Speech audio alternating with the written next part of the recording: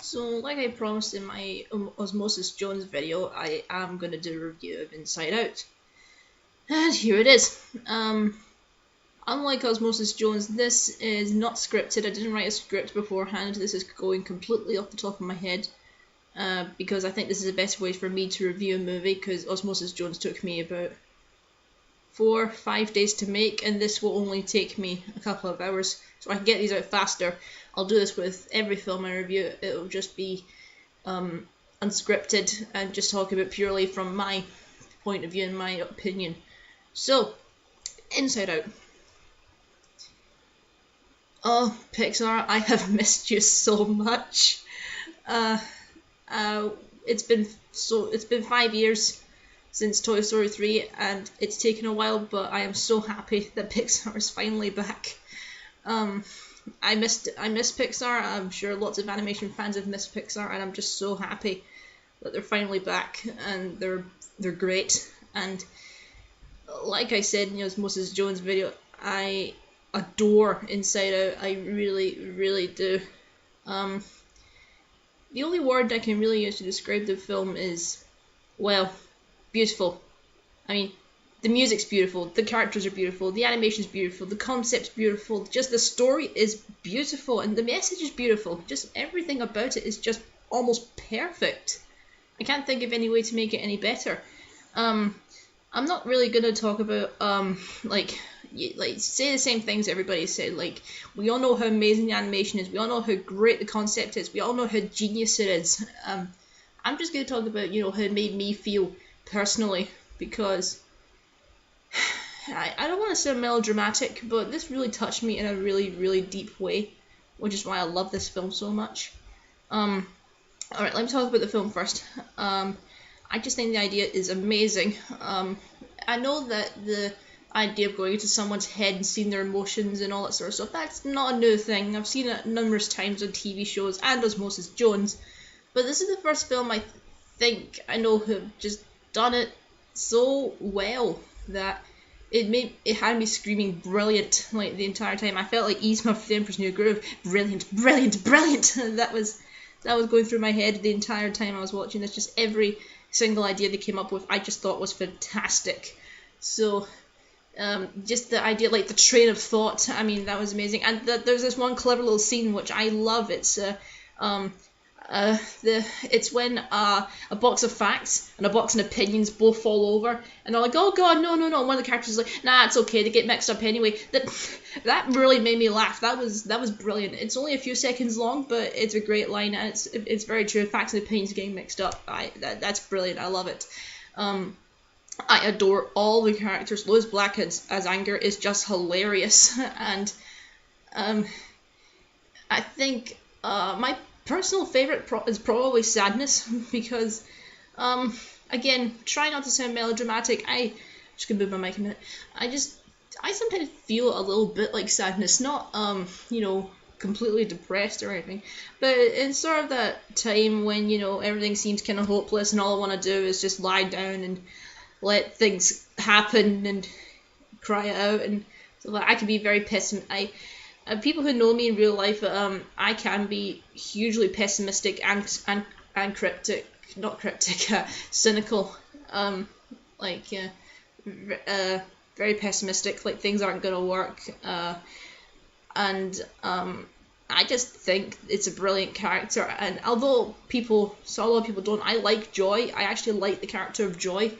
Aside from Sadness, she's my favorite. And one thing I love about her is, she treats Sadness badly, and she's a bit of a control freak, and, you could call her selfish, but just the idea that her motive in life is to make the girl happy, that's brilliant for me. I just think that's wonderful that, her sole purpose, she is the personification of joy. It's her sole purpose to make someone happy, so it's totally understandable why she would want to make this person so happy so badly. And she goes for a change, and she learns and she adapts, but I don't know, I don't hate Joy as much as other people do. The only character I remotely. Here's the thing. I don't want to say I don't like the character because I love them all. I love every single one of them. The one I love the least is probably Disgust because yeah, she's snarky and she has a good line. She makes me laugh, but she doesn't do an awful lot to the story.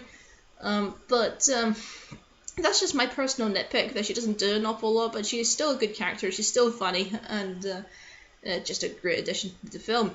And you could say, yeah, she does do something later on, and I'll admit that, but still.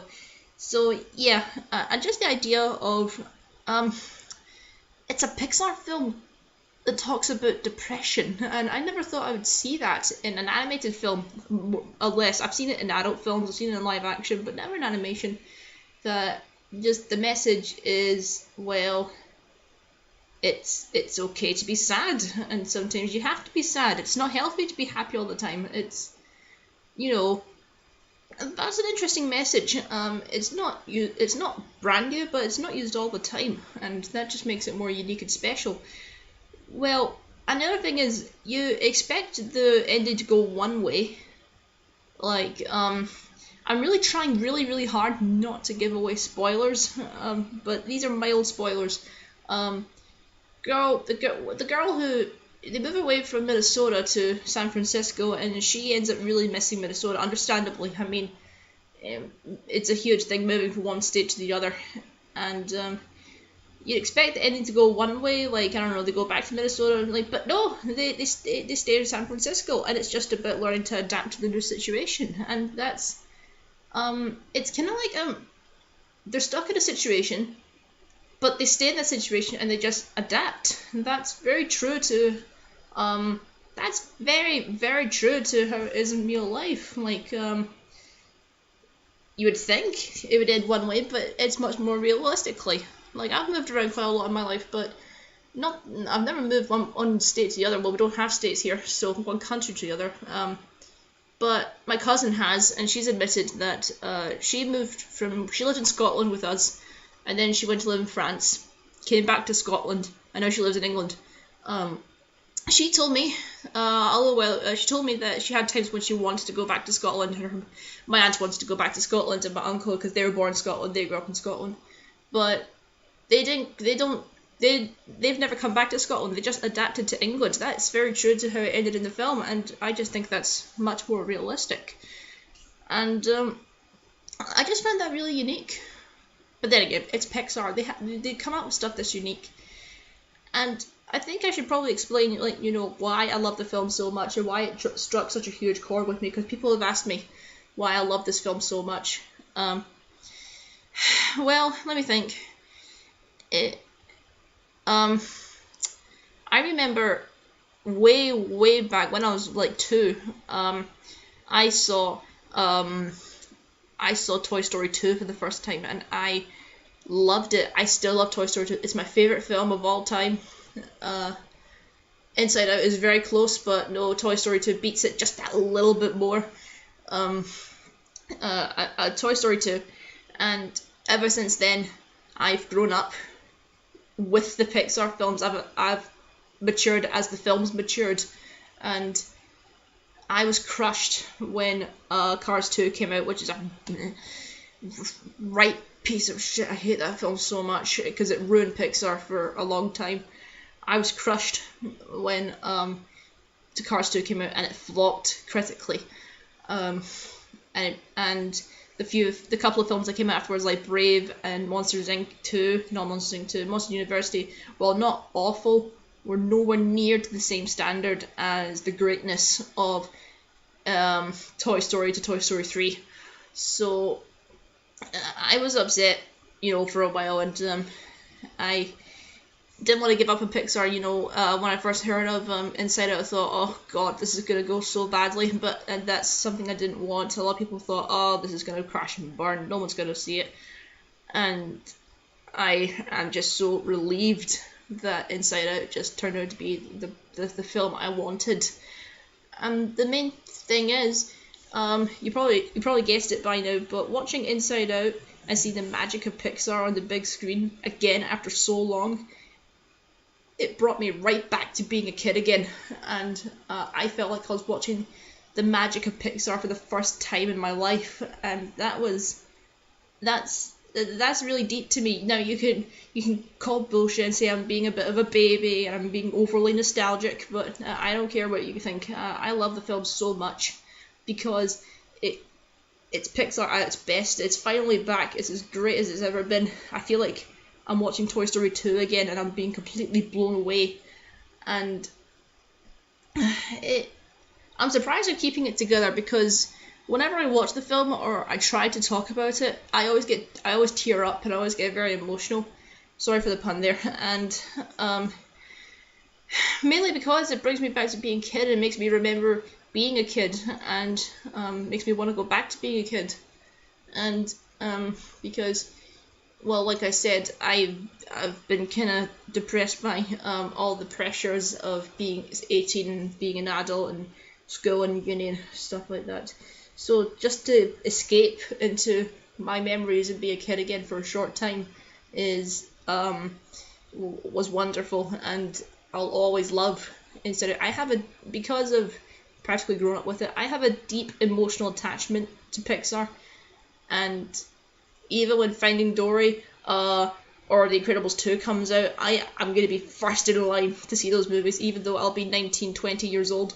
I don't care. I will be first in line to see those movies. I will love Pixar till the day I die. And I know that a lot of people say, like, oh, well, you lose your interest as you get older. I don't see myself losing interest. I still love animation as much as I did when I was a kid. And I can imagine myself loving animation well into my life. And it's just Pixar's done that for me. And one last thing I have to talk about is the music, and I'm just going to say that the main theme, the main tune to the movie, makes me tear up every single time. The only other song that's ever done that is Walking in the Air from the Snowman, and they actually sound very similar, music wise, because obviously Inside doesn't have any lyrics, but it makes me tear up because it brings me back to being a kid. And that's another thing, it reminds me of the Snowman, which is my favorite Christmas film, and I will talk about it in December, but as you can probably imagine, I am in love with this movie. I mean, deeply in love with this movie, and I can only hope that good things are going to come from it now. I hope Pixar, stays this way, because I don't want to lose it again. So, yeah, not that I do have a rating system, but if I was to rate this film, it would probably be, a definite 10 out of 10, 11 out of 10, 12 out of 10. As far as it'll go, I don't care. It's just amazing. Best film I've seen this year. And, hopefully Pixar will keep surprising me.